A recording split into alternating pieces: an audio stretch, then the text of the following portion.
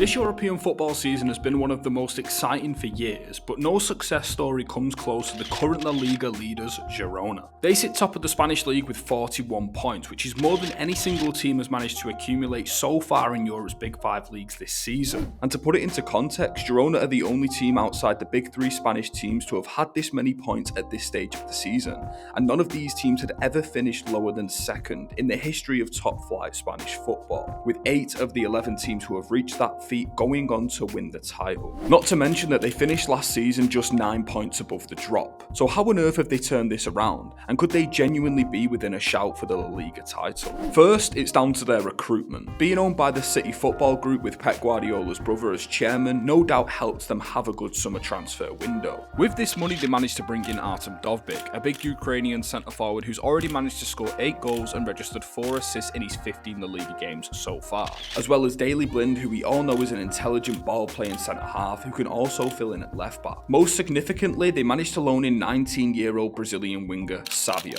from Troyes, who has scored 4 goals and made 5 assists, topping the La Liga assist chart so far. He's also registered the 3rd most successful take-ons and the 2nd most progressive carries in La Liga this season. But the recruitment is just one part of it. So who's the coach that has took these players to the top of La Liga? Enter Miguel Angel Sanchez Munoz, or more commonly known as Mico. This season he set Girona up in a 4-2-3-1, but from this on-paper shape they changed dramatically, and they are one of the most fluid teams in Europe because of it. The left-back Gutierrez has complete free roam to come inside the pitch, not just in build-up, but to drift into the final third and be a direct goal threat. This now means that Daley Blind can shift into more of a natural left-sided centre-back position, as they make more of a recognisable back three. With this inverted fullback, Girona now have a 4v3 in the midfield, so they can play around Barcelona's midfield 3 with ease and create space for Gutierrez to arrive into.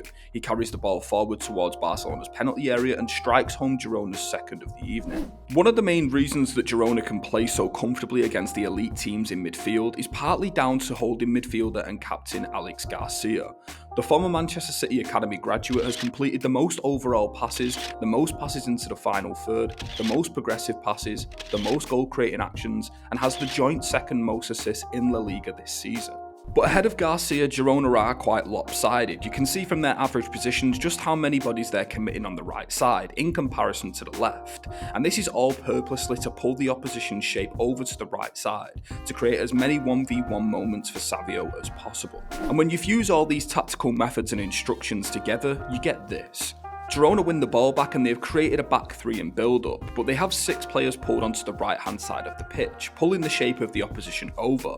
Savio receives the ball in a deeper wide area, with the left-back Gutierrez arriving in the final third and providing an underlapping run. As the pair combine on the wide area, they lure Bilbao's defence over to the left-hand side. Savio arrives in a crossing position and knocks the ball across the box, and Girona have managed to gain a spare man on the far post who manages to slot the chance home.